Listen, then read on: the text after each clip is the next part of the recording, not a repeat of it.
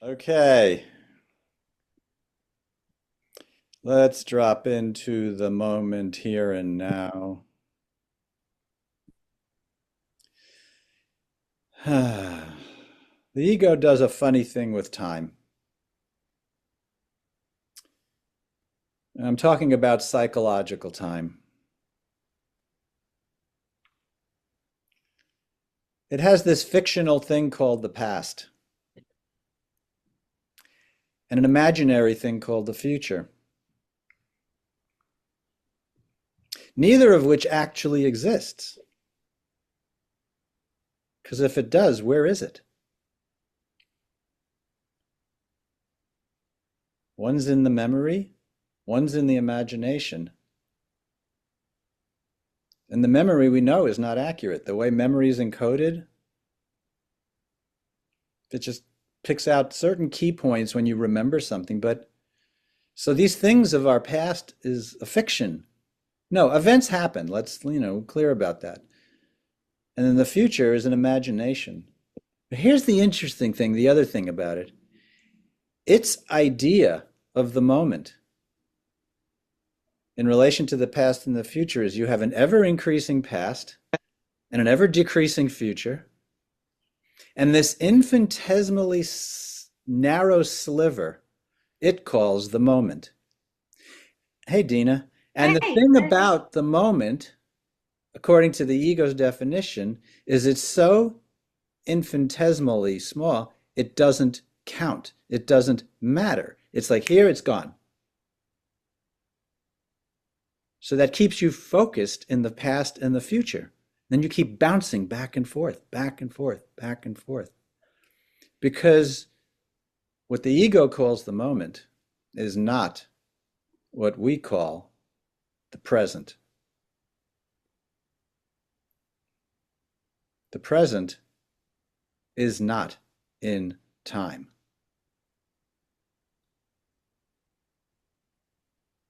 Here we are now. Where are we? Here, now. Where's the boundary?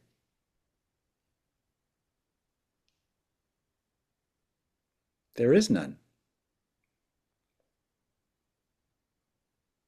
There's Gregory. Hey. Okay, so when we say let's come in and be in the present, if you imagine the ego's perspective of time as being this horizontal timeline, and we step into the present, we immediately go vertical.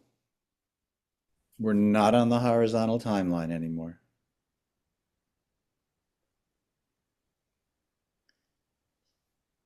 And this is the only place where life is happening. Right here, right now. Everything else is a fiction. And a distorted one. So feel your breath. Drop the past, drop the future, and be here now. Ram Dass was completely right.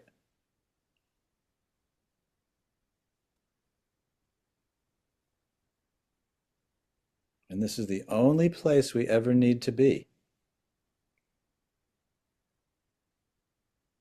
So the practice, ongoing, without end, is to simply be here in awareness and allow awareness to show you when you're leaving here now. Because as you're in awareness and you're noticing how you leave here now, which is to say you go back into time, which is to say you go down the wormhole of the mind, the habitual mind, which is stuck in time. And that little point, that moment, that place where you notice when you've left here now into time is your portal, your personal portal. That's where you leave, that's where you come back. The moment you notice you left, that's it, you're back. And so we practice this over and over and over and over, and it is exceedingly powerful because awareness is in the present time. If you, well, I don't, let's drop that word time. It's in the present. And awareness is our superpower. And awareness contains the information of the totality. And this is where our connection to the whole is. And as we're connected to the whole informs us. It knows how to adjust, how to tune us up, how to accelerate our evolution on our awakening. It all happens here and now. In the future timeline of the ego, it says, do these practices and one day you'll be awake. That one day never comes because it doesn't exist. Seeking. Are you a seeker? Or are you being present here now? They're not the same thing. Being a seeker is being stuck in an imaginary future. It doesn't exist. When I get to that place, then I'll be okay. That place doesn't exist. It's in the future, a projection of the future. And so we notice it and we drop it. You see the mind starting to go off about some future and some what am I going to do and how am I going to get this job and when am I going to meet my life partner and on and on and on and on. And the whole thing is a fiction. So you notice it and you drop it back to present.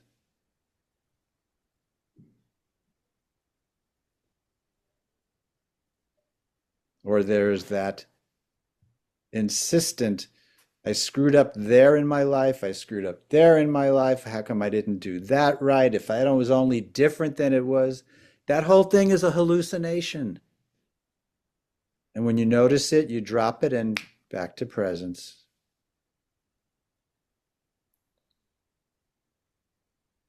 But what about my memories? But what about my plans? That all comes from the ego structure that thinks it knows what's in your best interest. It has no clue because it's disconnected from reality. And that's why A Course in Miracles says two things are absolutely true. God's plan always works and yours never does. And so who needs it? Why drag it around? Why believe that there's something in there that's of value? There's nothing of value. But what do you mean? No planning. What do you mean? I have to get a flight to New York. Yeah, but you do that now when you're feeling called and drawn to do that now. That's not what I'm talking about. The planning I'm talking about is all the fret and all the worry and all the anxiety and what's going to happen with the climate and what's going to happen in Washington and what's going to happen, what's going to happen, what's going to happen. And all it does is zap your life force and zap your joy.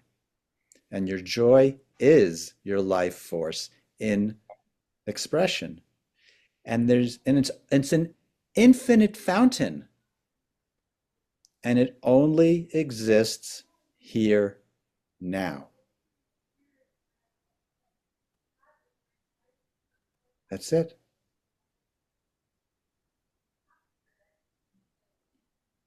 Everything in the here now knows how to move you to the next here now. You don't have to worry about it all. You really don't. So, I like to use this phrase whenever the mind is starting to go down the rabbit hole. It's just drop it and put it on the altar. Because the altar knows what to do with it. The altar is the symbol in your home or in your mind, in your heart, So you've got your altar at home. I've got my travel altar, which is always here with me in my home, in my heart.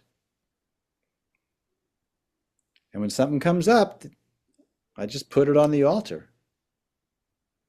which is to say, I surrender it to the higher intelligence and I trust that it knows better than this thing called Eric about how to take care of it all.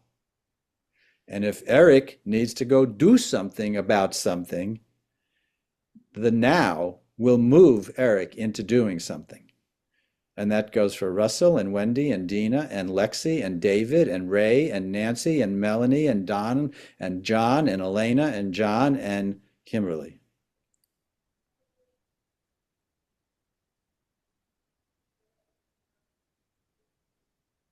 And so we be present.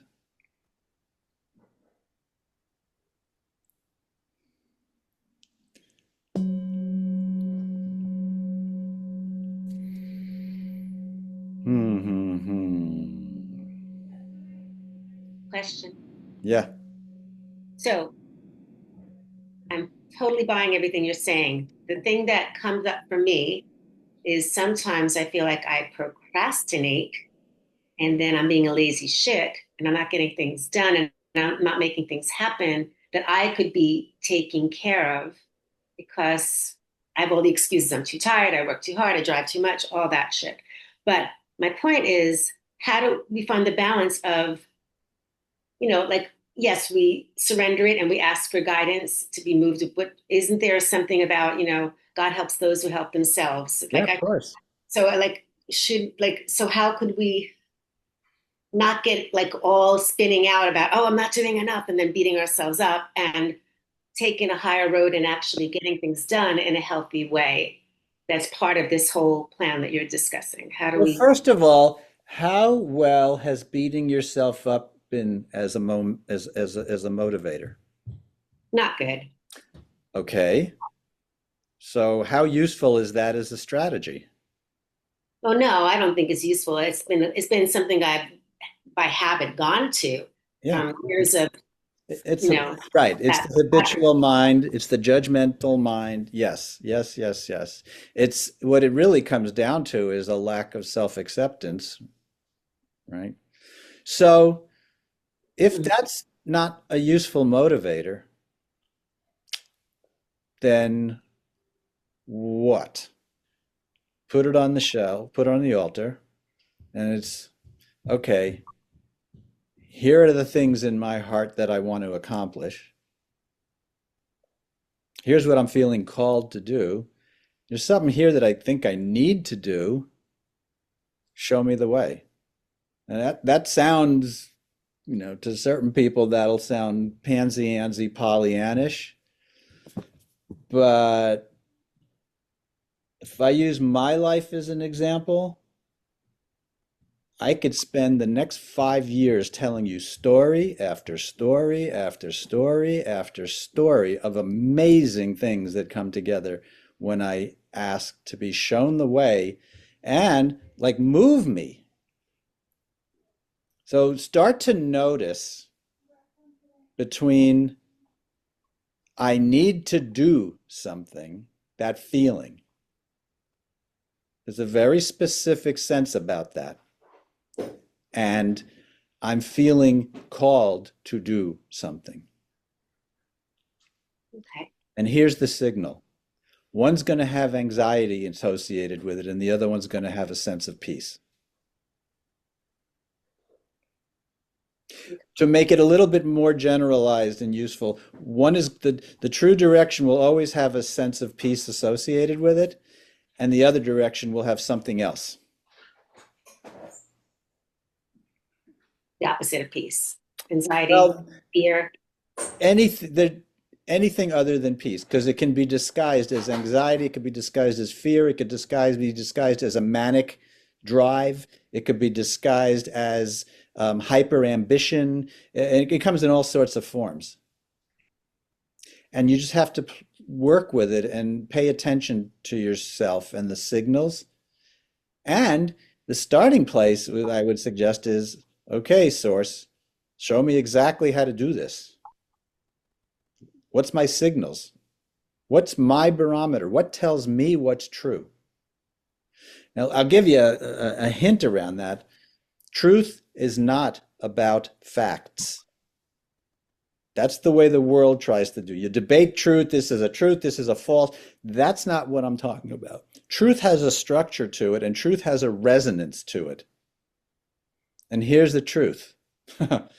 The truth feels good. The truth feels right. The truth feels peaceful. So start to notice what your signals are. So your barometers, your inner guidance system is telling you what's true and what's not true for you right now, here and now. Okay. I Okay? like that. Yeah, yeah. It's like saying, you check in with your heart, and if your heart feels tight, Yep. it's something's not right. And if it Very feels good. open and expansive, then you're on the right track. Exactly right. And you might not have all the facts associated with it. I mean, here's an example. A year ago, somebody suggested you need your own space to do all this work you're doing. And I started thinking about building a yurt. It was just like a thought.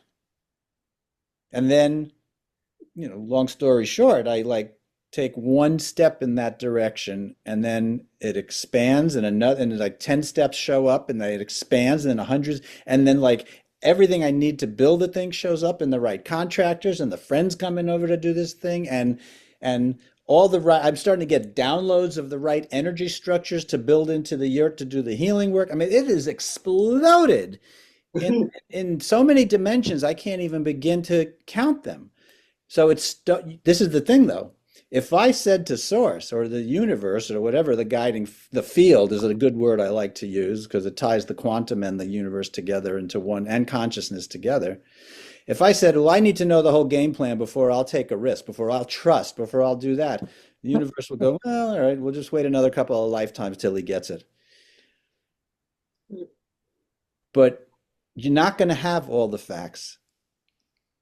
And here's the thing. All you need to know is what's the correct next step for you. And if you take it and it turns out to be some kind of a thing that didn't seem right or a mistake or whatever, you'll learn from it. Don't worry about it. Okay. Right? Yeah, And that's cool. because it's like everything gets lined up to give you what you need for your mission is too Perfect. evangelical a term, but for your dharma, which is the word I really like, which is you being in the flow of your own life and what it's taking you to.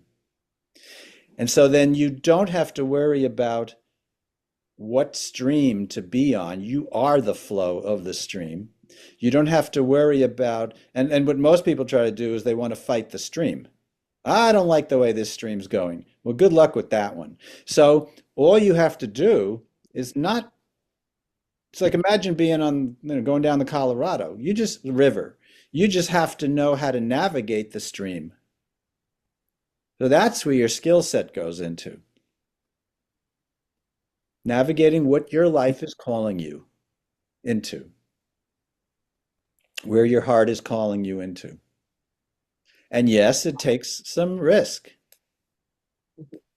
I have to pull it off the shelf. I recommended it to a friend yesterday. It's a Richard Bach book called Illusions, um, Diary of a Reluctant Messiah. Hmm. And in it, there's a place where he's just feeling called. It's like he's clinging to everything and trying to control everything, and things are falling apart and not working. And he's in a river kind of thing. He finally has to let go. And at first, he's getting tossed, and he's really scared because the rocks are coming here, and it's moving him that way, and he's not sure what's going on. But after a while, a short while, he starts to all of a sudden pick up the slipstream of the river, and he's just now in a flow state.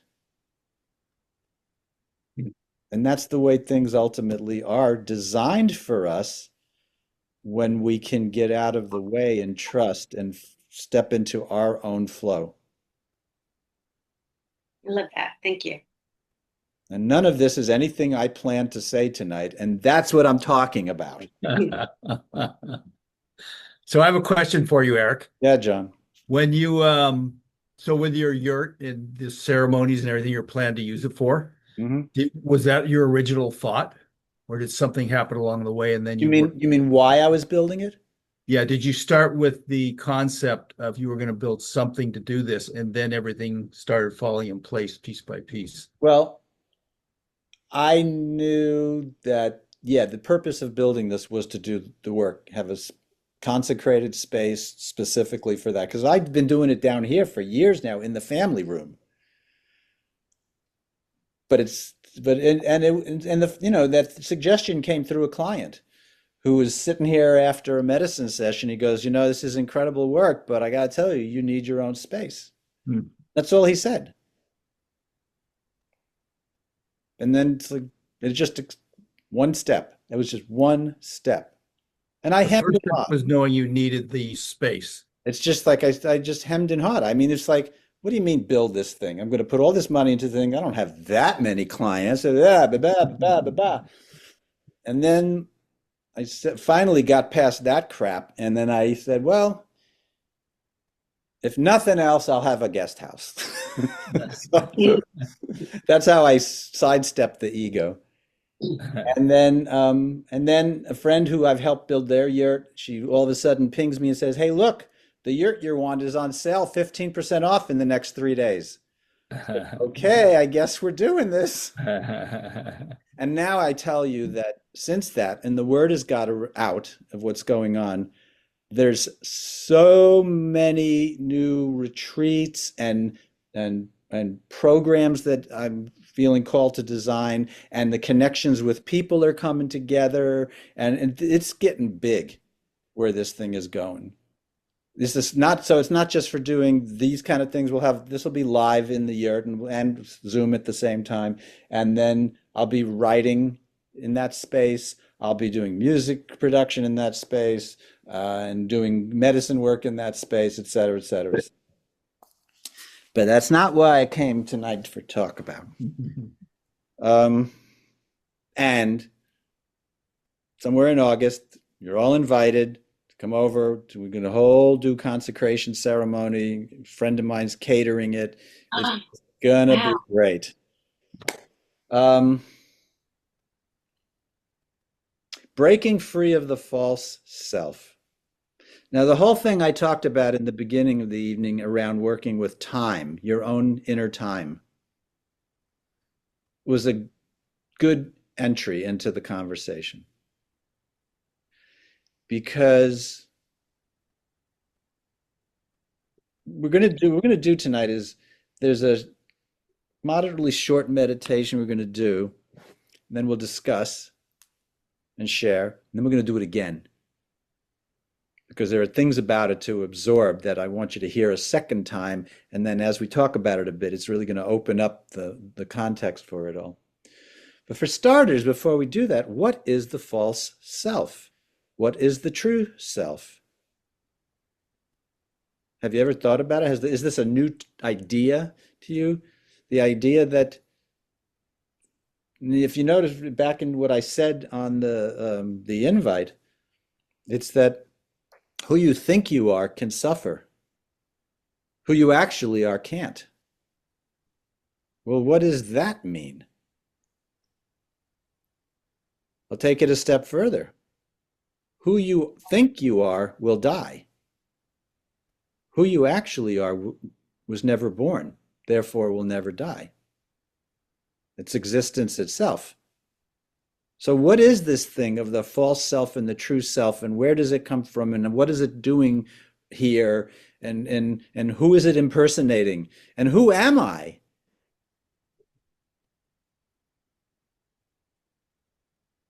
Any initial thoughts?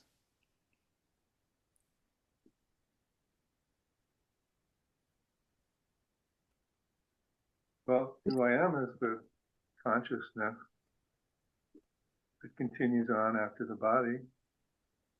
Who I am is that energy and that soul, spirit, whatever. And the false self is what we were taught, Mm-hmm. growing up and how we adapted and tried to fit in and, squeeze ourselves into the social system or whatever. I all the think you used the programming. right term there, squeeze ourselves into. It Yeah, feels kind of tight in there, doesn't it? yeah, yeah. It's constricted, restricted. Um, so yeah, the false self, thank you, John. The other way of calling the false self is also known as the habitual, the conditioned mind. The conditioned mind. And what do we mean by conditioning? Well, Don started mentioning into it. It's basically the cultural and emotional inheritance that you were trained to be. So we come in, we take a body to do some karmic work, and that's a whole other interesting conversation. And so we enter in, and we're in a space of relative joy, and we're jumping around and we're doing stuff, and we have a relatively unformed sense of self. But then we come into a pair of parents who have a very well formed sense of self.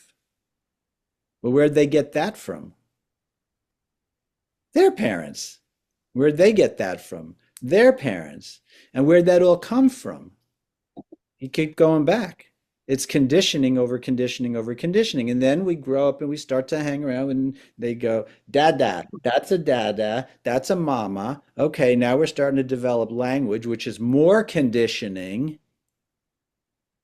which is not a poo-poo on language, but it's a part of the conditioning, which starts generating thoughts about, oh, this is me, that's not me, which actually starts to create a sense of separation. And then we go to school, and then I have to do this, I have to play with blocks, I have to learn to read, I have to learn to write, I have to learn all these skills in order to make it, to survive in the world. Operative word is survive. And by the time we get to that point, if we're not careful, joy goes out the window. I wrote about this in my most recent blog entry, where I say joy is not optional. But to the ego, joy is useless. It just happens to be the source of our life force, but nevertheless. So what happens is we pick up, and then we get a name. And then we go to, who am I? Well, I'm Eric. Turns out I'm not. At an identity level. Okay, so now let's talk about identity. So we have, if you stack up a certain level of consciousness, at the most superficial level, we have behavior. I do stuff. But what motivates the behavior? And we have thoughts, feelings, belief systems. So that's deeper. We try to change belief systems. We try to change behavior. But if you don't get into the more causal level, the level below that or above that, however you want to perceive it, of thoughts, feelings, and beliefs, you don't change it at that level, your behavior is just never going to change. It'll either come up in a different way or it'll fall back into the other. And that's why you try to break a habit or something like that without going into the belief systems. It doesn't work. And then going below beliefs and thoughts and feelings is the deeper level, the deepest level, the identity level. Who am I? And who I believe myself to be will determine beliefs, thoughts, and feelings, which will determine behavior, which will determine my way of being in the world, which will create certain results, which feeds back into that whole thing. And so the ego, using that entire structure, will go out there and start to create things to reinforce its own sense of identity. But at that point, who it thinks it is nothing more than a whole series of thoughts and feelings and beliefs that have no connection to what we actually are. That's what we've been conditioned to believe we are. That's the false self. Now, before that whole thing was created, we knew joy. We knew as part of the infinite. And this is not an evening to go into the why did the separation thing happen and all that. It's going to be a whole other conversation. But at this point, it's to say there's a false self and there's me, the real true self. And now what happens? How do I work with that?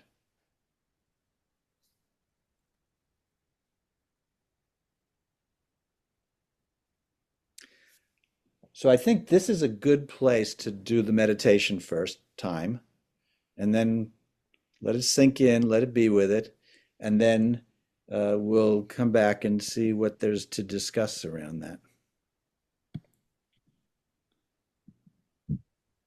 This woman her name is Jetsumna Tenzin Palmo.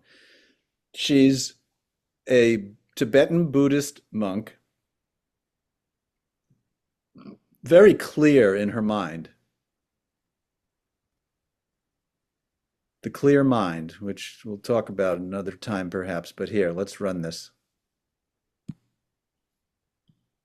It's about 18, The practice of 19 minutes. Mahamudra meditation Oops. is simply learning how to observe the mind. Hang on, I'm going to slow it down. As with all these meditations on the mind, Here, starting again. the practice of Mahamudra meditation is simply learning how to observe the mind.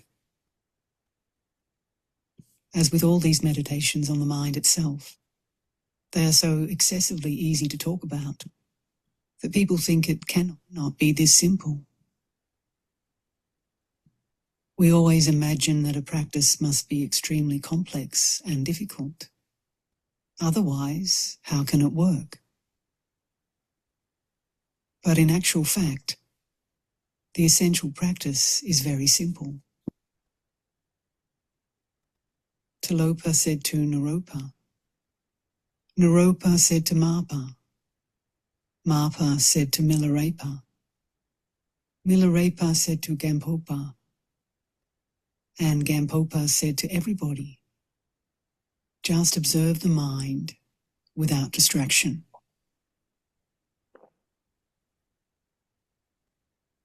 Now, if you think about it, that's the one thing we very rarely do. How often during the day do we actually observe the mind? We are so fascinated by the input from our senses. And our senses here include the sixth sense of the mind, with its thoughts, memories, conceptions, and emotions. We are so caught up in what we see, what we hear, what we taste, what we think, what we feel. But we never observe. Very rarely do we stand back and question the knower, because we're so fascinated by the known. If we look at the mind, it will automatically split into two. There is the observed, and then there is the observer.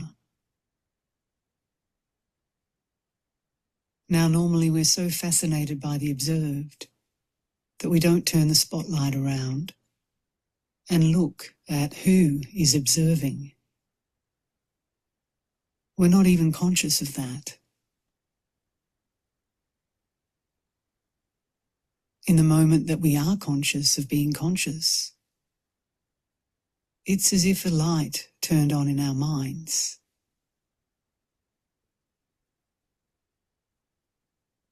But in that moment of being conscious of consciousness, again, the problem is that we begin to think, oh, right, now I'm aware.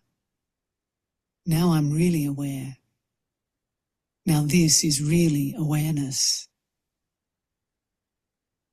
And we've lost it. Again, we are thinking about being aware. So we are no longer actually aware. Because genuine awareness is non-conceptual. It's not thinking. It's that consciousness prior to thinking.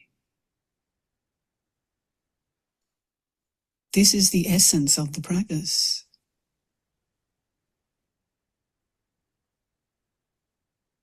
If you don't understand this, you won't get anything else. It's that level of consciousness which is always above and behind all of our thinking and feeling. Without it, we would not be conscious. It is consciousness itself.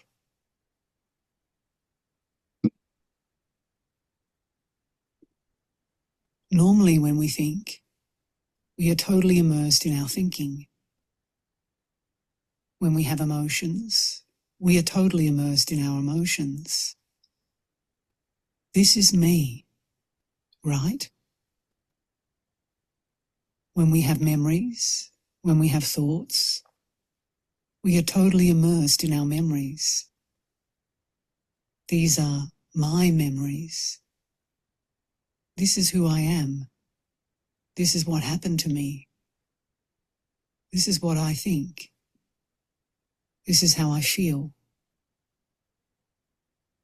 We completely identify with that.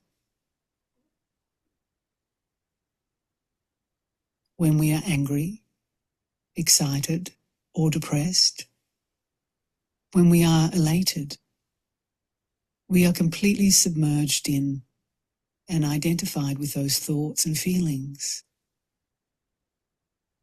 This is why we suffer. We suffer because we are completely identified with our thoughts and feelings. And we think, this is me. This is who I am.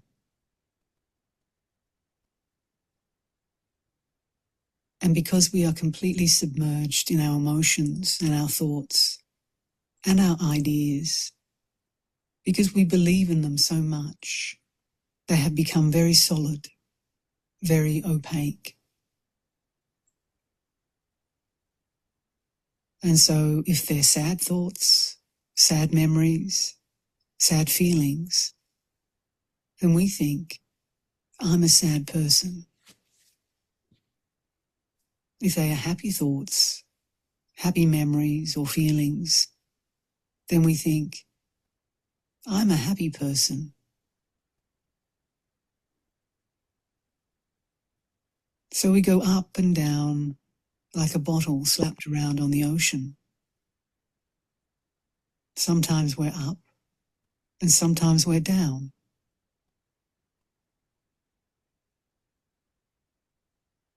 It is the nature of the mind that thoughts are like waves, and waves go up and then they crash back down again.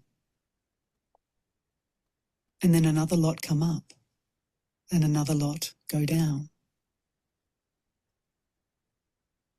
But because we have no control, because we are so completely swept away by our feelings and our thoughts and our memories, and we're so completely immersed in them, therefore we suffer.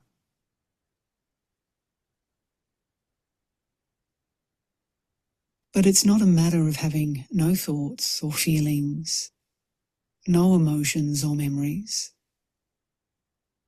The thoughts, the feelings and the memories are not the problem.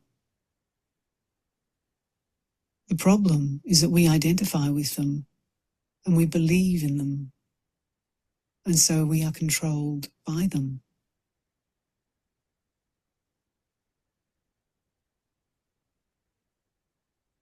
It's the nature of the mind to produce thoughts and emotions. What we need to do is to learn to ride the waves of our thoughts as they arise and subside. If we cannot ride the waves of our emotions and thoughts, we will be submerged again and again.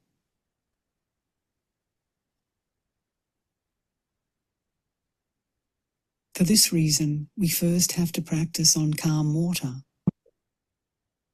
This is the point of shamatha practice, or the practice of tranquility. We need this quality of calm awareness, of simply knowing.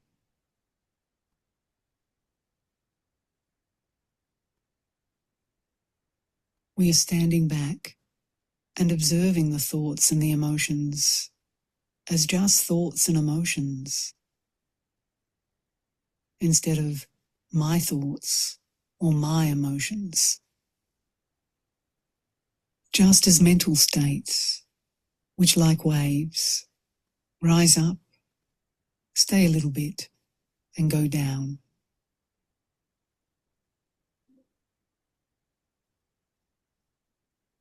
When we have that quality of detached observance, which is non-judgmental and non-conceptual, then whatever happens in the mind is part of the display.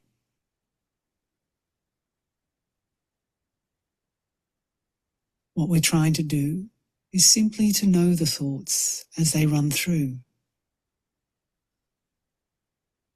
not favouring some and rejecting others, but just observing how the mind flows, and that each of these thoughts, however powerful some of them might be, in their nature are just empty bubbles.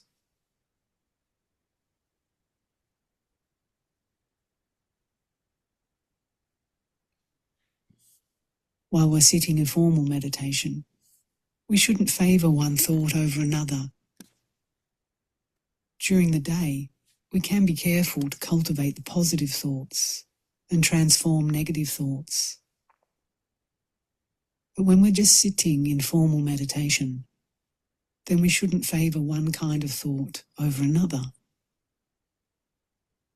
We should just recognise they're all thoughts, empty phenomena rolling on. A thought isn't a thing. It's just an impulse of energy in the brain. So we don't need to grasp at some and reject others. We just have to be aware, spaciously, not tightly. We're not trying to fabricate anything. We're not even trying to fabricate concentration. We're simply relaxing the mind. We're not forcing the mind into a mode. We're just opening the mind to be completely aware.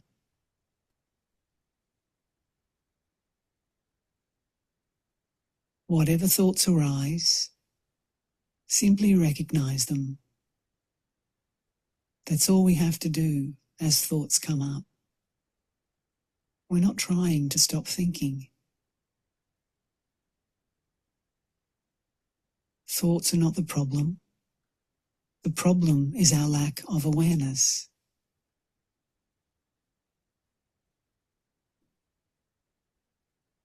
As long as we recognize the thoughts as they come up and disappear, we're doing it correctly.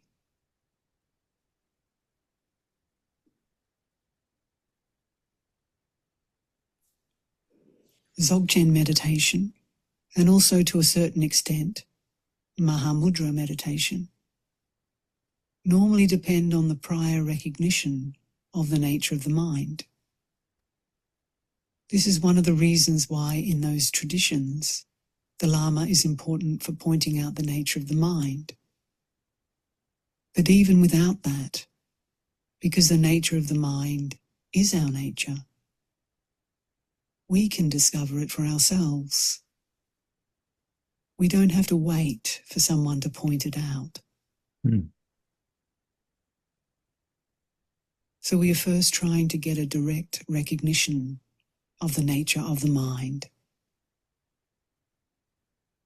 My Lama Kamtrul Rinpoche said that once we realize the nature of the mind, then we can start to meditate.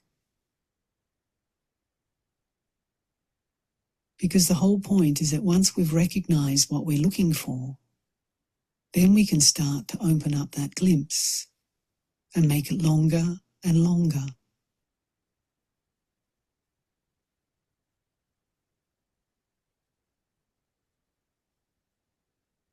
The stronger our mindfulness, then when we do recognize the nature of the mind, the longer we will be able to sustain that, because the mind is well trained. If our mind is wild and all over the place, then even if we get a glimpse of the nature of the mind, we won't be able to sustain it.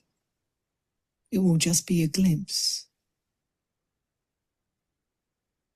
If our mind is well trained, though, through mindfulness, then that will be of enormous benefit for recognizing our unborn, pure awareness and being able to sustain that.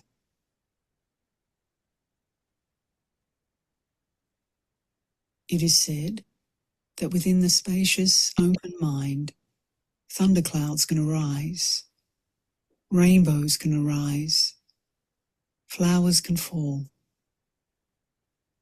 but it doesn't affect the spacious, open nature of the mind.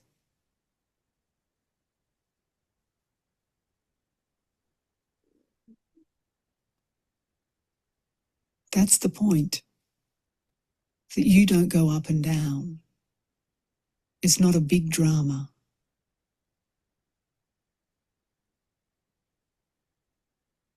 That's what all of this is about.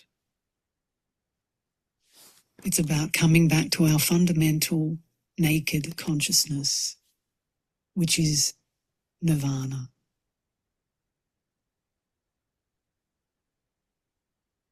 It's a total revolution in the consciousness from our usual ego-bound, sense-oriented way of perceiving to this open, spacious clarity, which is naked.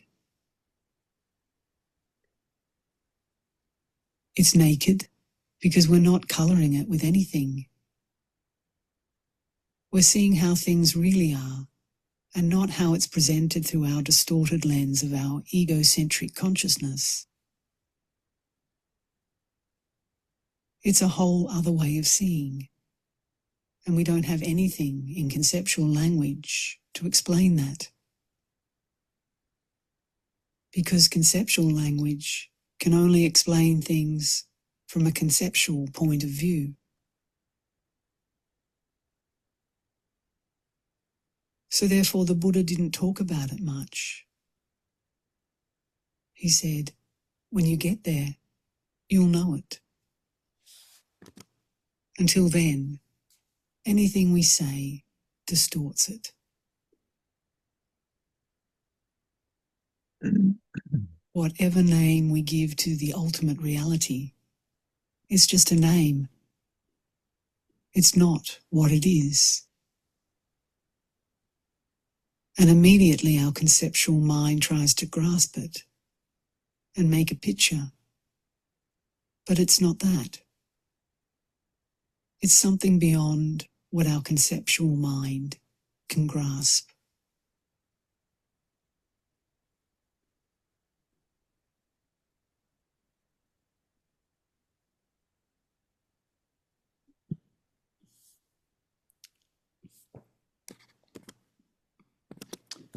Okay.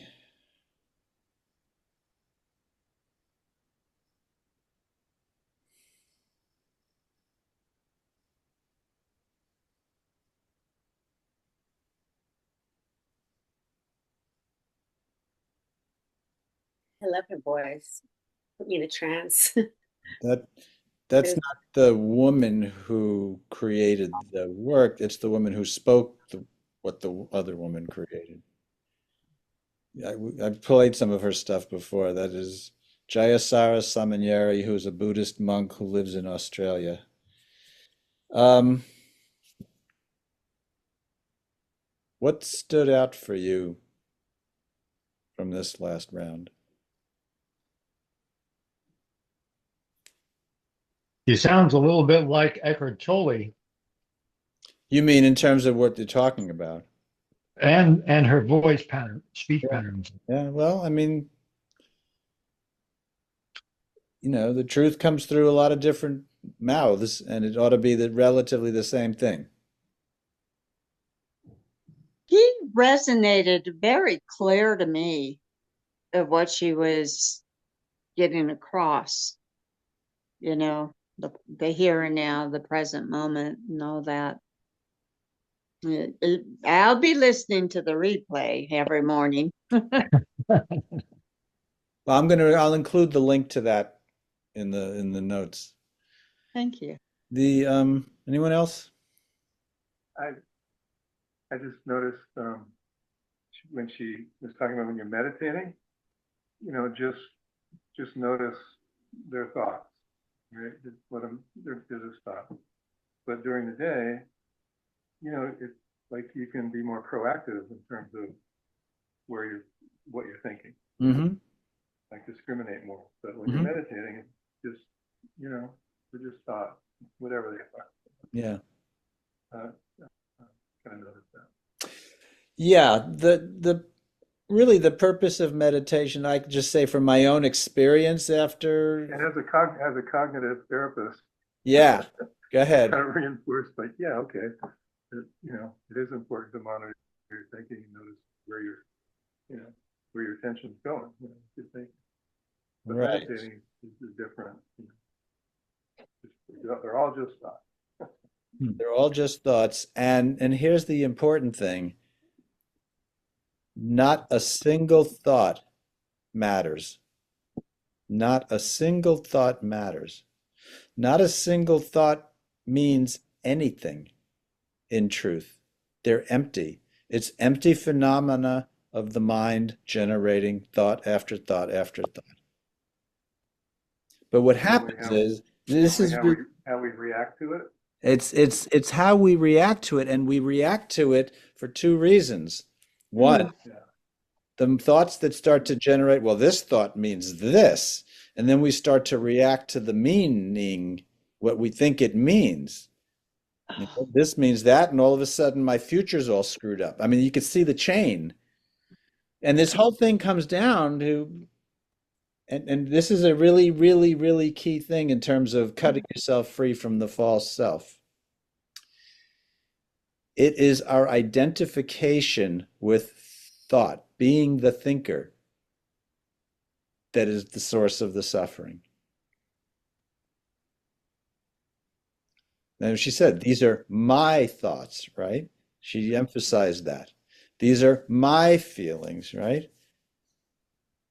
So that whatever arises in the mind somehow is saying something, has a meaning about me and who I am. That entire thing is the false self in operation.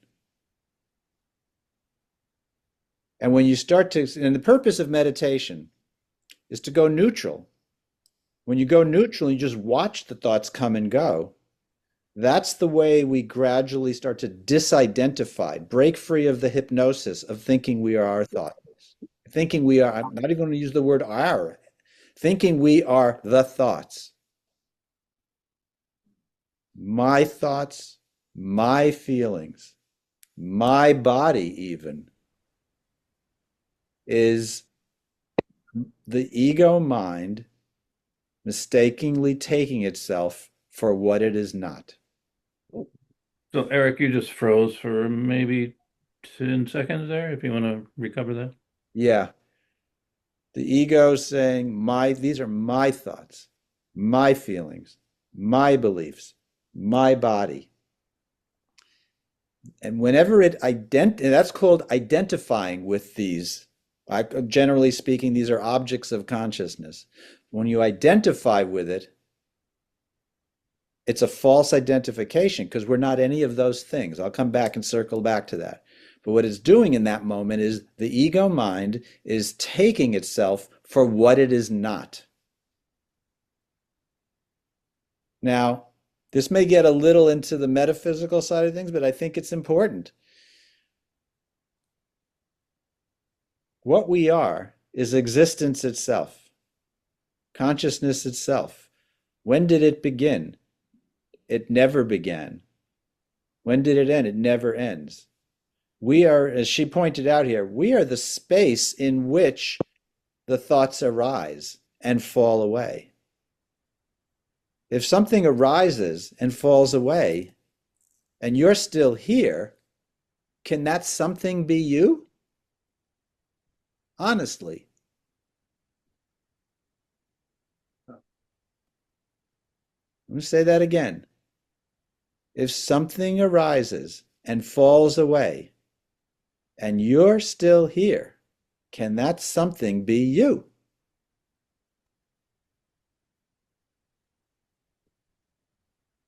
How is it possible? So when we sit in meditation and are neutral, we're watching a thought arise and we watch it fall away. Okay, let's go to feelings and emotions. An emotion rises and it falls away, and you're still here. Can that feeling be you?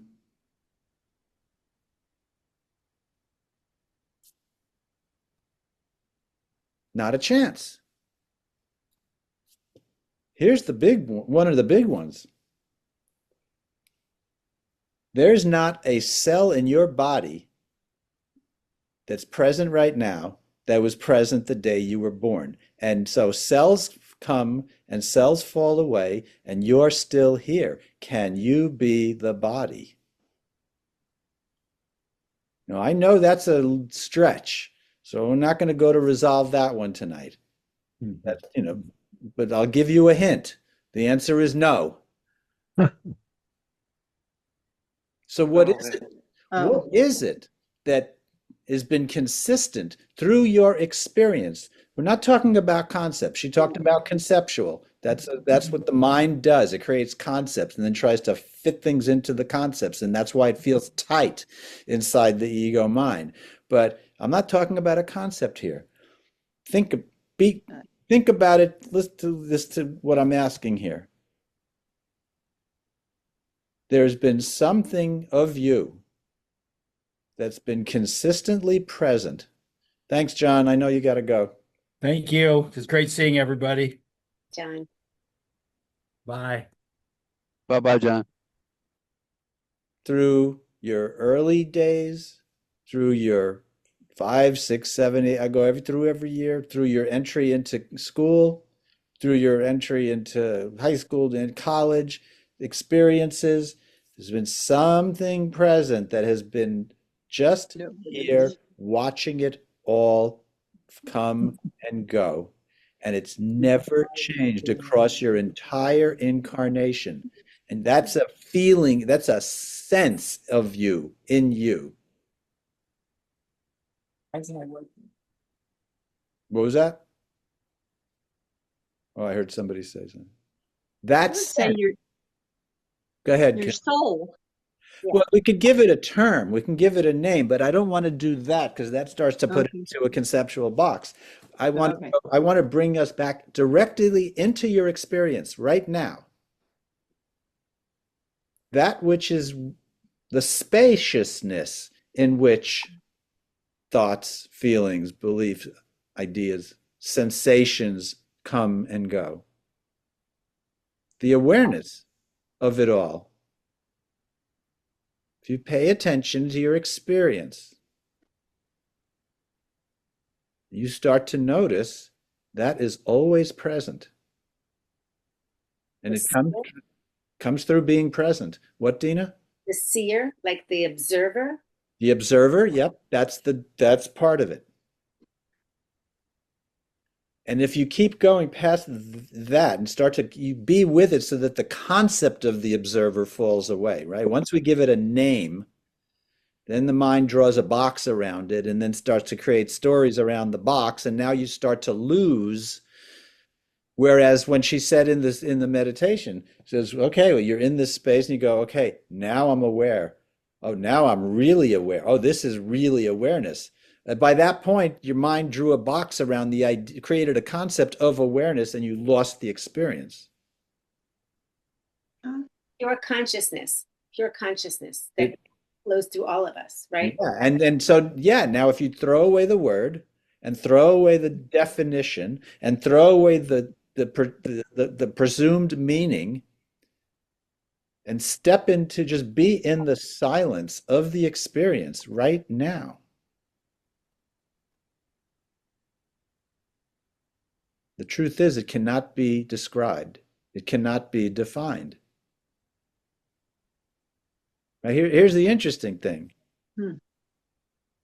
You know, when I was in the Grand Canyon, and I'm sitting there realizing, it's like I'm in the experience of there, you know, and I'm realizing I'm going to come out of here and people are going to ask me about the trip.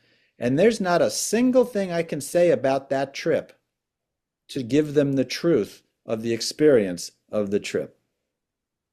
Because anything I answer must be a conceptual box because it involves language. Hmm. So that which I'm asking right now for you to sense goes beyond language. Just, and it's not it's, you don't have to go digging for it. It's presence here now. Always and only here and now. And honestly, there's no way to describe it. And if I ask you questions about it, you start to realize, for instance, this experience right now, where's the boundary? Where does it begin and where does it end?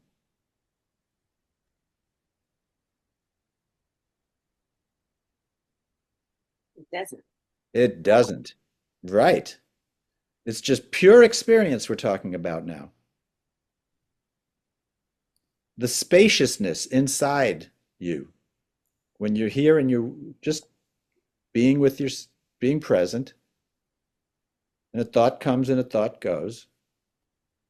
What did the thought arise in? Where did it come into?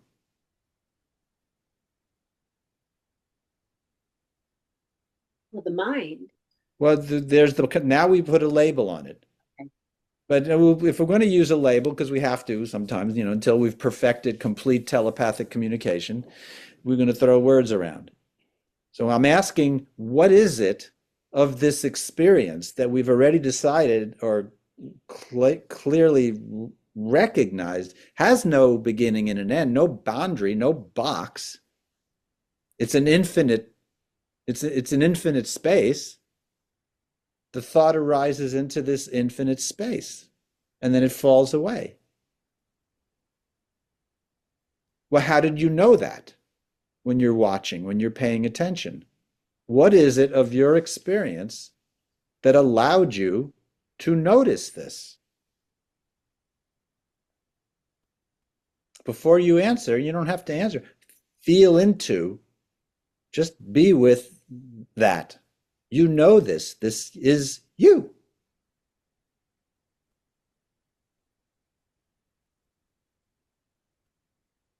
This is the true nature when when you're not following the mind, not the mind so much, when you're not following the thought stream. Because the mind, when it's empty of thoughts, is what the Buddhists call the clear mind.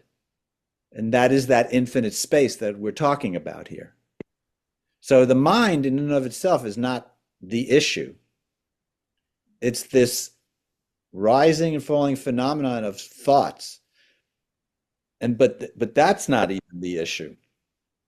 The issue is we think we're the thinker and we think we're the thoughts. So therefore it's mixed up with our identity. So if I have negative thoughts, I think I'm a bad person. If I have positive thoughts, I think I'm a good person. Well, my identity says I want to be a good person, I want to be a bad person. So now all of a sudden I can't have negative thoughts, because if I have negative thoughts, it means I'm a bad person. And then you see what's going on. Now this whole thought stream is acting like an out of control pinball machine. Then our identity gets mixed up with the thinking. And then the thinking starts to affect the way we feel, because the thinking is just a bunch of thoughts. They actually have no meaning. But if we think we're that, and those thoughts are going up and down and up and down and up and down, we're getting dragged up and down and up and down and up and down. But they're not taking us for a non-joy ride. We've attached our identity to them. Those thoughts are just doing whatever the hell those thoughts are doing. And there's nobody home in the middle of that.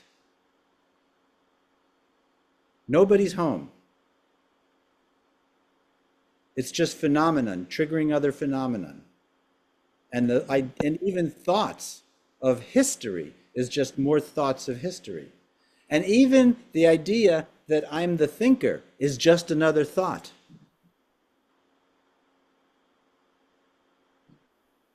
So thinking is overrated. Don't believe everything you think. But this is how we've been raised But that in doesn't matter if it's society. yes, correct. I know, Right. but it's going to be a lot of practice. Isn't that an But interesting thought? meditation, Isn't that an interesting thought of your mind, Kimberly? It's going to be a lot of work.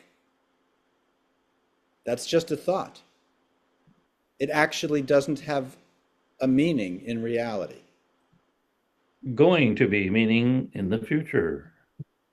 Going to be another. That's right, John. tripping the thought, yeah. It's a future. It's a future. It's a futurizing. So Mhm. the starting place. So what happens is with this, when you think you're the thoughter, there you go. When you think you're the thinker, when you think you're the thinker, this it's not just the thoughts. If you think you're your feelings, then the stakes go up even higher. Because now what's going on is your habitual mind is fundamentally, one way or another, preoccupied with trying to control things to get yourself to feel okay. So what's going on though is when you're in awareness, which I talked about in the beginning of the evening, and you just be in presence and you just watch the thoughts come and go. You just allow the feelings to come and go. That's really important. We're not talking about dissociation and we're not talking about denial. None of that. That's not a healthy thing. We're talking about a detachment. Detachment, which is to say, I am detaching my identity as those feelings. I detach my identity as the thinker. I detach my identity of those thoughts. And we're not going to go to the body yet. You know, that's a bigger stretch, but it's the same thing eventually. Mm-hmm. So then what happens though is when you're attached to it, you think you're the feelings. And she mentioned it in the way we even talk about it. I'm angry. Saying to yourself, I am angry, is a complete identification with anger, which is fundamentally different from anger is present. It's partly because of our language. Yes. We identify as am, whereas other languages identify things like anger as have. I have anger. I have cold. I have heat. It is true. Hunger. I have Even thirst. the I have is still a subtle form of identification. Anger arising, and I'm not suggesting you go down to, go to the doctor and say, anger arises in me or whatever you want to say, but think it that way, consider it that way, treat it that way. Because as I was doing before in our exercise, before the interrupt, what is it in you that never changes? And we were saying you can't put words on it. You can't put it in a box, but you know it. That is your portal. That is you. That's where to step into. That's where your true identity lies. And as you start to sit in this more, and you pay attention from a meditative stance, whether your eyes are open or closed, whether you're sitting like this, whether you're riding a bicycle, you could still be in a space of awareness to watch the inner phenomena. There it goes again. Shit. No, you're here. You're Oh, still here. good. Something, oh, there it goes. Something hijacked my screen. Okay. We saw you. Boy, man, I tell you, like the ego gods do not want this conversation to happen. That's how important it is. That's how important it is. It's all in your So, head. Mm-hmm. regardless of how you go about your day, whether you're sitting in a formal meditative practice or you're riding a bike or you're going to work or you're doing anything, you can develop the greater and greater awareness of this place of you, in you, as you, the spaciousness, that place which is peaceful, tranquil, stable. That's what Jesus said when he meant, don't, where do you make your house? You know, do you build your house on shifting sands or do you build your house on a rock? What he means by the rock is the ever present, infinite, stable inner peace that you actually are. And when he says building the house, what he's saying is, where are you identifying yourself as? Because if you're identifying yourself as thoughts, feelings, beliefs, and sensations, they're constantly changing. And then the identification is taking what you are and hooking it into that which you identify with. Now, if you hook what you're identifying into as something that's constantly moving, guess what? You're constantly getting tossed around by whatever that is. Now, so the step is to disconnect from that. How? You keep stepping back into this spacious awareness. Soon as you start to pay more attention to it, it becomes greater and greater in your experience. And as you do, that is the process. The awareness that you are is of the infinite intelligence. That's why the Buddhists say it's corrective. It knows what to do.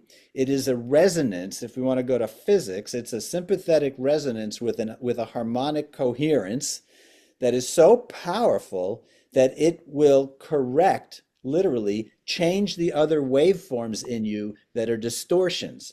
And then what those distortions are is the false identity with thoughts, feelings, beliefs in the body.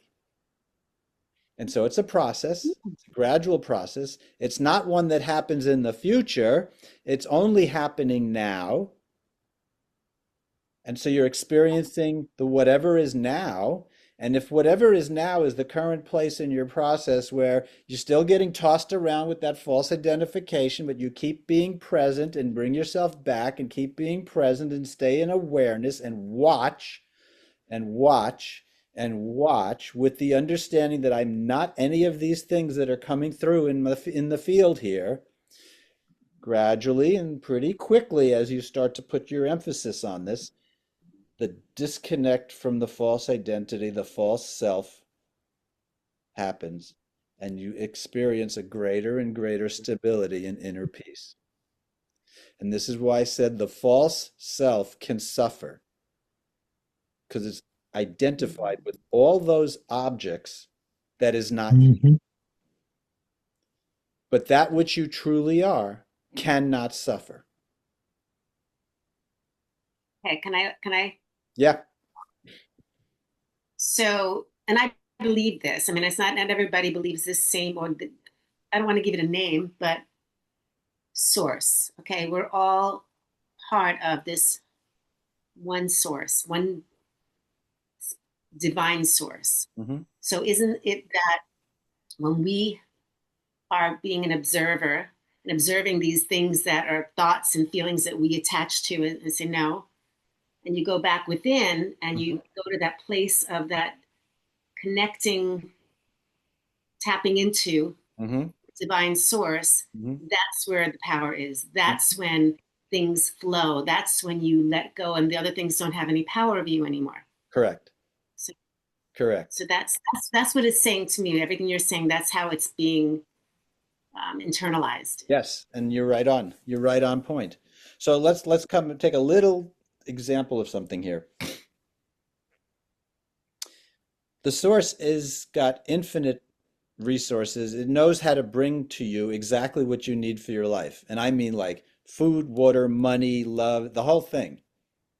However, when you're mistakenly identified with the thoughts and the feelings of the ego, which is to say you then are mistakenly identified with the history that you call the past, and you learned through that hand-me-down, that emotional hand-me-down from your parents, I'm not worthy of fill in the blank.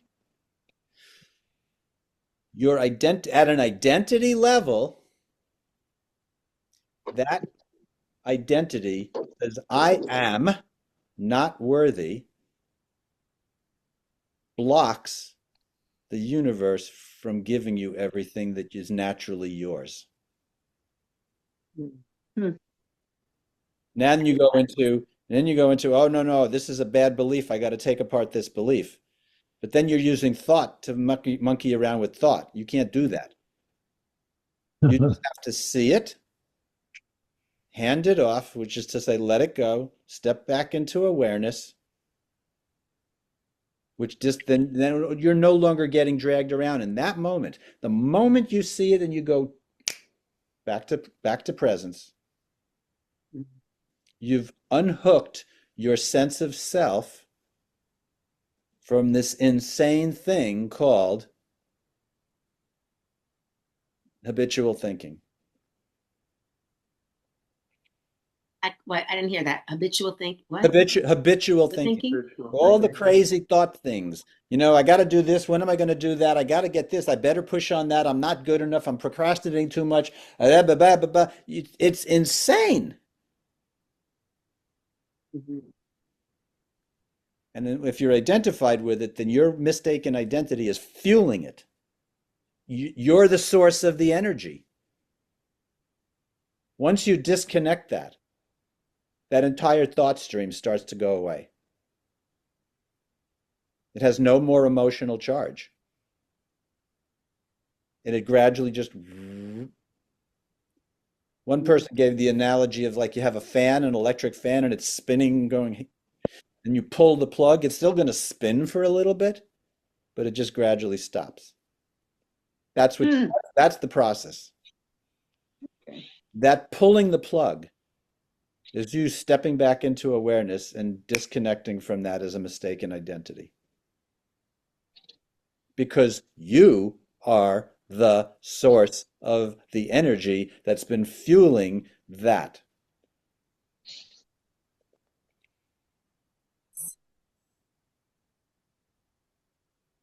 So we're going to go a little longer tonight because of the technical. I'm going to run the meditation again then, now. Between the way you heard it the first time, our discussion, and then hear it again. See you on the other side. Hopefully.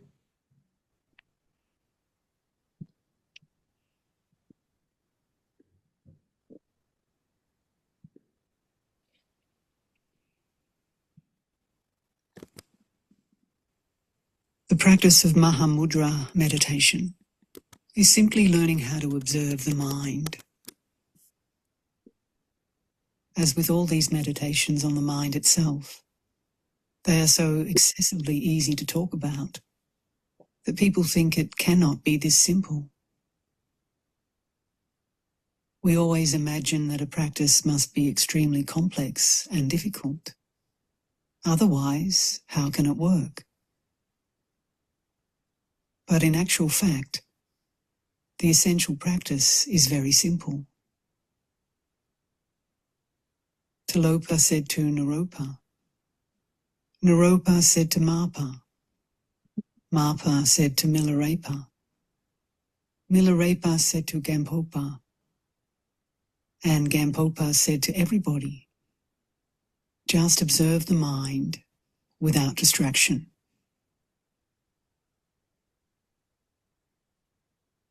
Now, if you think about it, that's the one thing we very rarely do. How often during the day do we actually observe the mind? We are so fascinated by the input from our senses, and our senses here include the sixth sense of the mind, with its thoughts, memories, conceptions, and emotions. We are so caught up in what we see, what we hear, what we taste, what we think, what we feel, but we never observe. Very rarely do we stand back and question the knower, because we're so fascinated by the known. If we look at the mind, it will automatically split into two. There is the observed, and then there is the observer. Now, normally we're so fascinated by the observed that we don't turn the spotlight around and look at who is observing. We're not even conscious of that. In the moment that we are conscious of being conscious, it's as if a light turned on in our minds.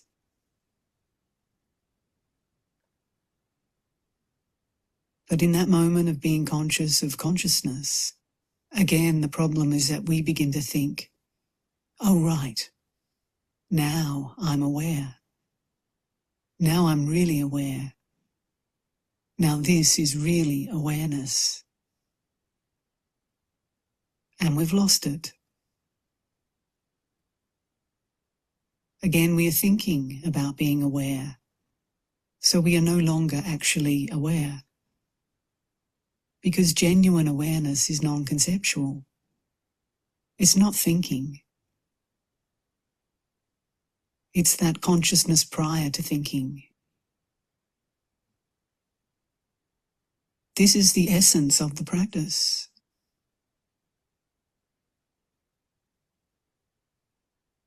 If you don't understand this, you won't get anything else. It's that level of consciousness which is always above and behind all of our thinking and feeling. Without it, we would not be conscious. It is consciousness itself.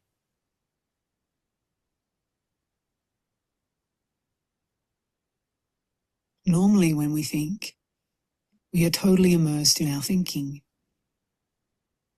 When we have emotions, we are totally immersed in our emotions. This is me, right? When we have memories, when we have thoughts, we are totally immersed in our memories. These are my memories. This is who I am. This is what happened to me. This is what I think. This is how I feel. We completely identify with that. When we are angry, excited, or depressed, when we are elated, we are completely submerged in and identified with those thoughts and feelings. This is why we suffer. We suffer because we are completely identified with our thoughts and feelings. And we think, this is me. This is who I am.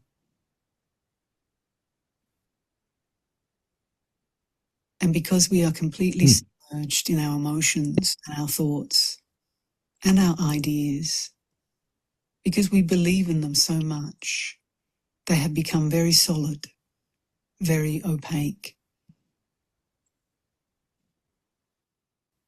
And so if they're sad thoughts, sad memories, sad feelings, then we think, I'm a sad person. If they are happy thoughts, happy memories or feelings, then we think, I'm a happy person.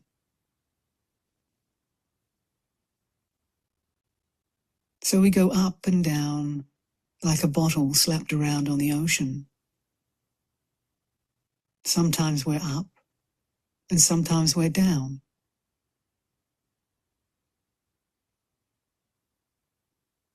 It is the nature of the mind that thoughts are like waves, and waves go up and then they crash back down again. And then another lot come up and another lot go down.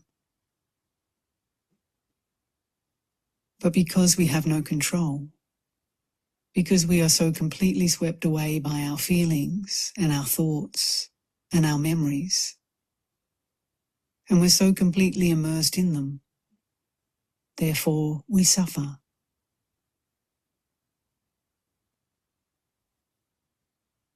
But it's not a matter of having no thoughts or feelings, no emotions or memories.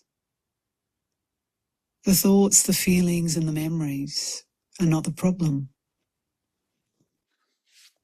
The problem is that we identify with them and we believe in them, and so we are controlled by them.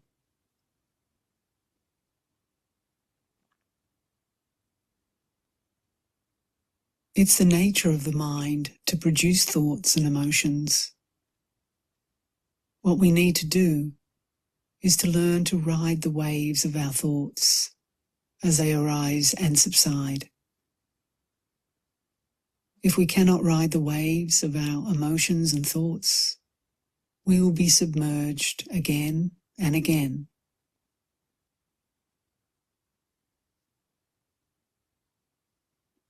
For this reason, we first have to practice on calm water. This is the point of shamatha practice, or the practice of tranquility. We need this quality of calm awareness, of simply knowing.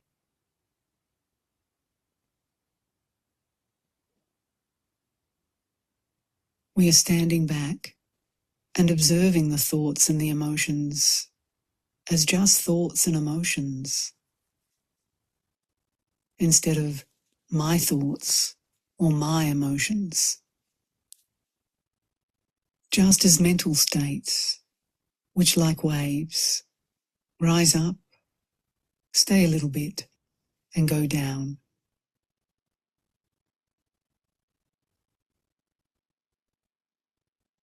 When we have that quality of detached observance, which is non-judgmental and non-conceptual, then whatever happens in the mind is part of the display.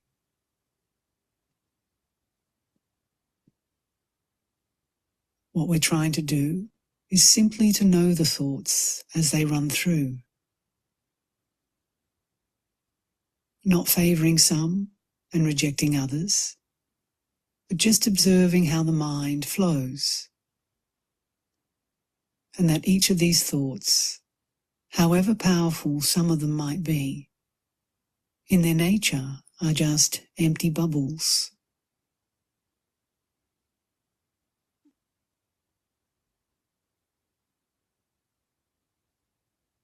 While we're sitting in formal meditation, we shouldn't favour one thought over another.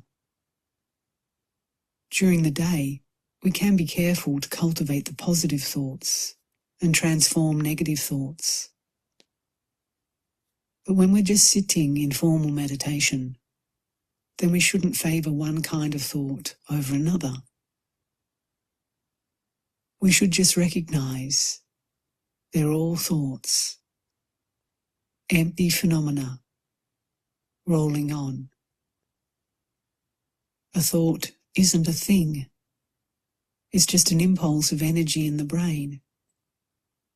So we don't need to grasp at some and reject others.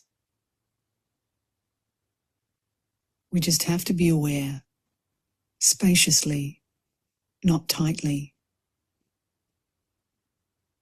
We're not trying to fabricate anything. We're not even trying to fabricate concentration. We're simply relaxing the mind. We're not forcing the mind into a mode. We're just opening the mind to be completely aware.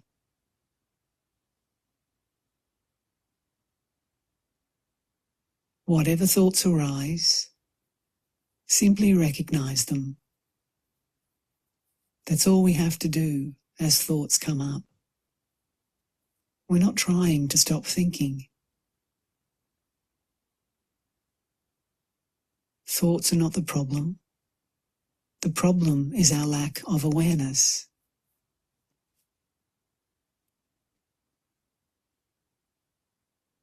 As long as we recognize the thoughts as they come up and disappear, we're doing it correctly.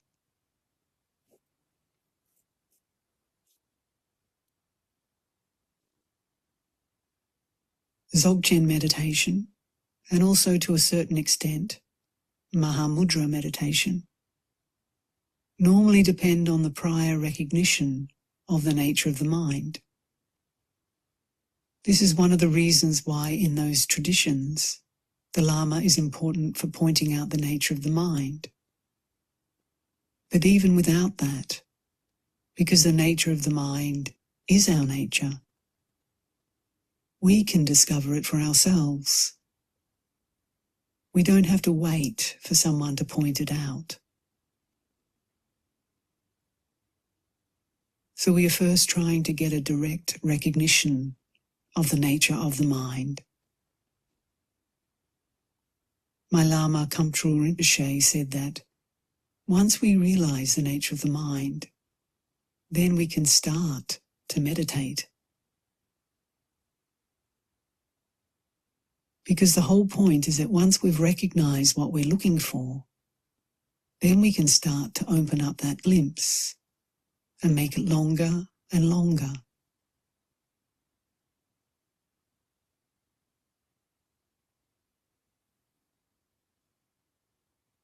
The stronger our mindfulness, then when we do recognize the nature of the mind, the longer we will be able to sustain that. Because the mind is well trained. If our mind is wild and all over the place, then even if we get a glimpse of the nature of the mind, we won't be able to sustain it. It will just be a glimpse. If our mind is well trained, though, through mindfulness, then that will be of enormous benefit for recognizing our unborn, pure awareness and being able to sustain that.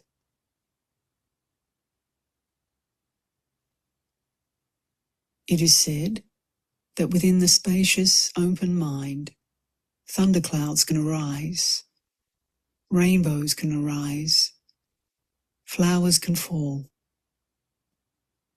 but it doesn't affect the spacious, open nature of the mind.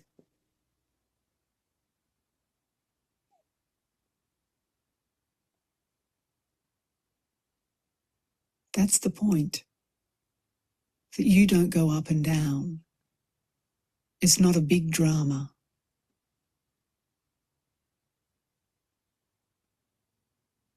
That's what all of this is about. It's about coming back to our fundamental, naked consciousness, which is nirvana.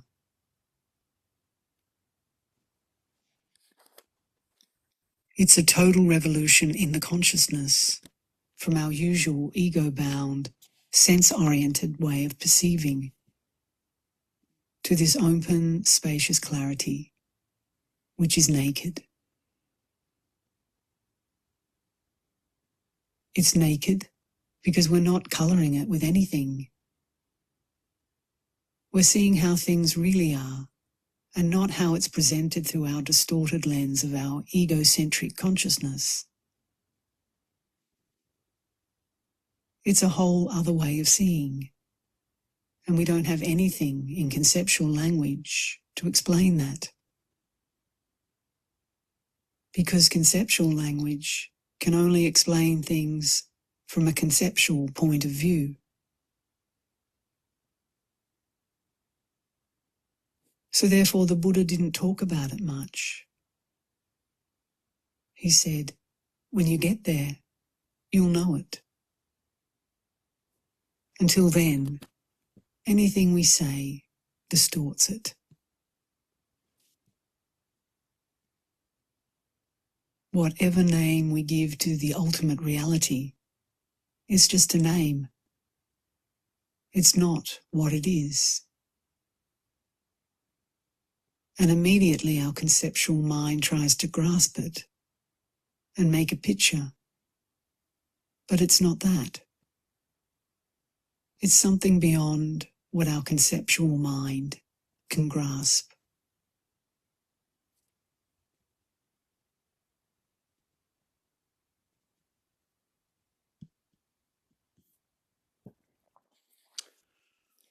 Okay.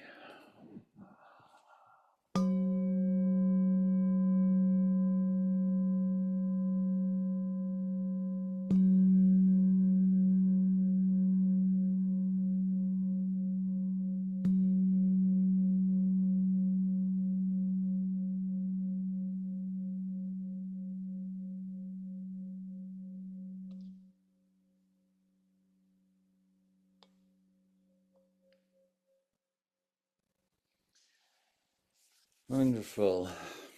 Thank you for being here. Great having you. Really nice to have you here, Lexi. Um, Thank you, Eric. Yeah, thank you. Anybody want to follow up with anything? Go ahead. Yeah, I noticed just on the topic of language, I thought it was interesting how she used the word solid. She said that our thoughts, our ping-pongy thoughts are solid and opaque. And Yeah. I was thinking about your quote about building a house on solid ground, and it's almost like paradoxical how Mm, it's like the solidity of each of these things is like it's like ever changing, and I feel like it's what we bounce off of because it's like it's solid, but we're also, I think, rigid in that. So there's not this like it's like you have to soften into everything to I don't know. I don't like I'm just thinking about the waves and how um it's like there's like almost a requirement to soften into our mind and like all of these emotions in order to break free from that like going up and down, if hmm that makes sense. Yeah. It makes sense, and you raise a really interesting point here. I'm glad you mentioned this. There is, we're talking all night long about two things. We're talking about reality, capital R, and we're talking about fundamentally illusion. Mm. And in the Hindu and the yogic um, teachings, they call that Maya, illusion.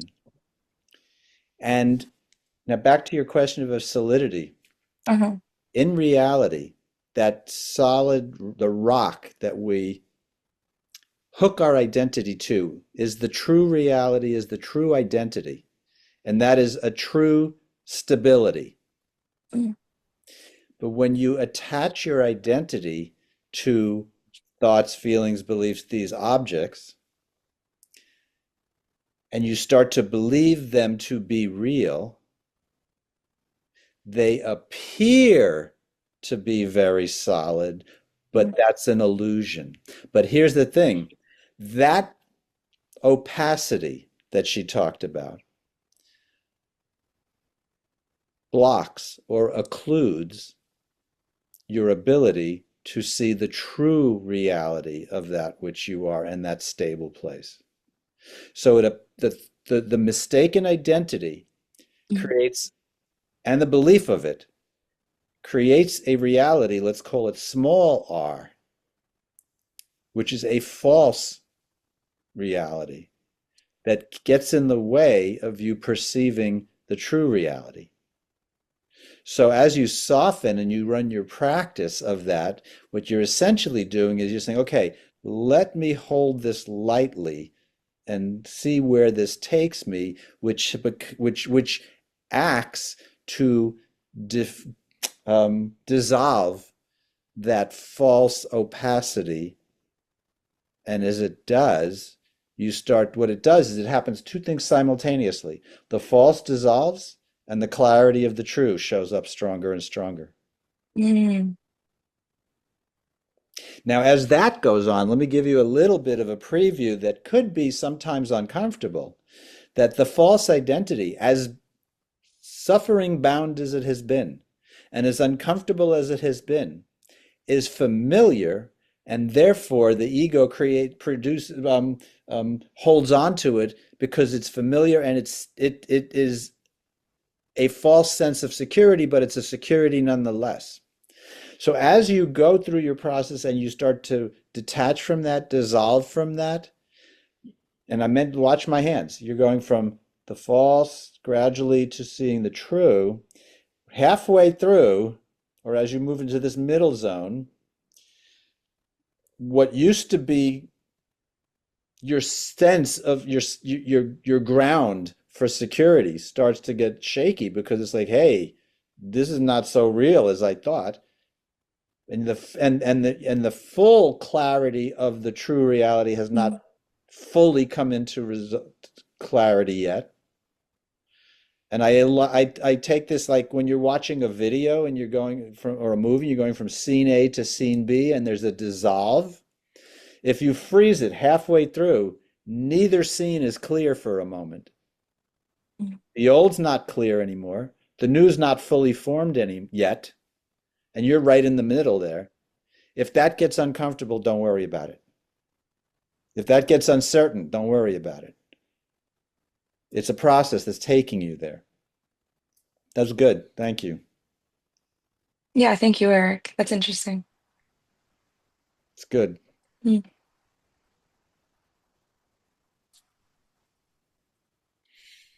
Hmm. Anyone else? Unmute yourself if you want to say something.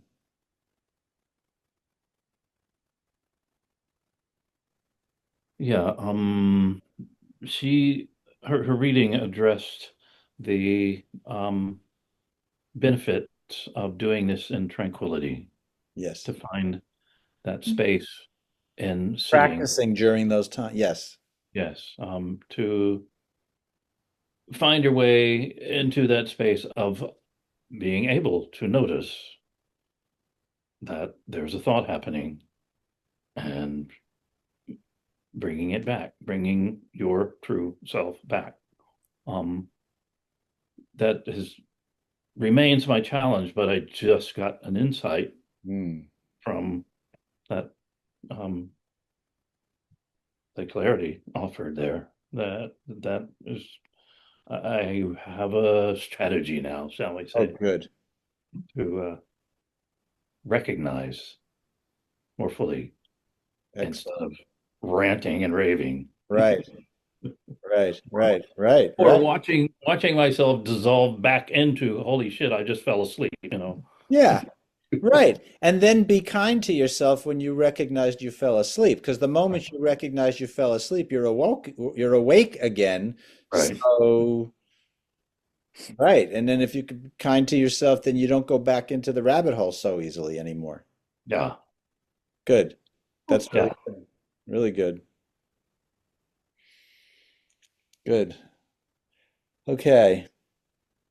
I just had one quick thought I wanted to Yeah, go ahead, share. Russell. It's we talk a lot about detachment, and I've been doing this for a long time. I think that occasionally I get to a point where I am not attached, not attachment, I would call it, but being detached, it almost feels like that's impossible. Like what? Impossible to be detached. Let me, there's an answer here. Let me sit with this for a moment.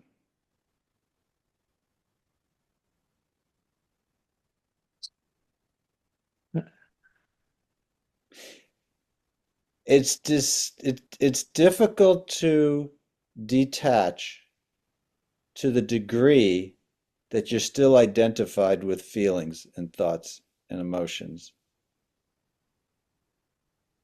It's a continuum. It's not a binary thing. And so what I'm now checking into my own experience, the more detached I am from them. I still notice them, I could still feel them, but at an identity level, that's the place we're talking about the detachment from. Yeah. Okay. Because If I get to if I somehow manage to create an experience where I don't feel anything, that's not detachment, that's dissociation. Mhm. And they're not the same. And that's a strategy of the ego to avoid pain. So, well, I guess it's just semantics because what you described, I would call non-attachment. okay, and that's fine. That's a fine term for that. Non-attachment, detached, they're the same thing. But what I want to clarify is that it's at an identity level. I have these feelings, anger's present, but I'm not that. I'm not that. And because I'm not that, I'm completely stable inside I'm completely still inside here. So even if I get rattled, like what is like here's like something that's really rooted into the ground, and something comes along, and a bird comes along, and it's just, let's say it's a rod, and a bird comes along and hits it, boing. It's vibrating up there because of the impact, but you go down to the rod into the earth, it's totally still, Mm. and so that rod can handle that and not move from its position, and then that vibration eventually calms down. That's the experience of driving over Highway 17 and somebody cuts you off, and all of a sudden you go, there up comes that reactivity, but you're not reacting. The reactivity is what's left of the mind objects doing it, but you're stable inside. It's like, okay, yeah, I feel that. Yeah, I really feel that. And I'm not that. Mm. Mm. That makes all the difference. So you're not dissociated. You're still going through your life. The life's doing its thing. It's happening through you as you. And you're grounded in your beingness, in your true being, which is where your power is, which knows how to take care of all that stuff that's been going on. And it just happens. It just arises. It just like thoughts, feelings, beliefs, the solution, the motion, it just arises. And you're moved to do something Mm-hmm. by the power of your being, capital B. And your being is my being, is our being, is the infinite. Mm. Right. So practicing tranquility, practicing the presence of peace is a much more conducive state to be able to be an observer and observe this as these are those thoughts. That's not who I am. Mhm. These are emotions. That's not who I am. So I'm thinking that practicing or meditating on just being in a state of tranquility and peace is going to help us to be non-reactive a lot Yes, more, and being exactly. able to, yeah, to create that place where we're not attached to those feelings and thoughts. Would you say? Exactly right. Exactly right. Exactly right. And the reason why you practice when you're in tranquil space is because when you're getting thrown out there in the turbulence, you can't practice then. Right. You're too thrown. That's Mm. like trying to jump off a plane 3 feet before it crashes. The momentum's got you. Right. But when you don't have that going on and you do this, you keep practicing, and I don't mean just sitting formally with your legs crossed or whatever. I mean, you're riding a bike, you're doing work. You can be practicing this 24/7 no matter what you're doing. And that's strengthening and strengthening and strengthening. And then when the turbulence hits, you feel it, but it's not a problem. Yeah. Or if you get thrown, you don't get thrown for days, you get thrown for minutes. Makes so Why? much sense. Because you're anchored into your true nature, right? And there's something else about it. It's like if you're hooked into the identity with thoughts and feelings and all that kind of stuff, what that means is they're dragging around all over the here. They're going here. But that attachment means you're getting dragged around. But where are you then relative to what you truly are? You left yourself. Mhm. That's the forgetting of the self. That's the opacity, Lexi, Mm. the false belief of your own identity. You left, it causes you to leave yourself, because what you are Mm. is infinite space, open, clear, peace. That's an important effect of the false identity. And then when you detach,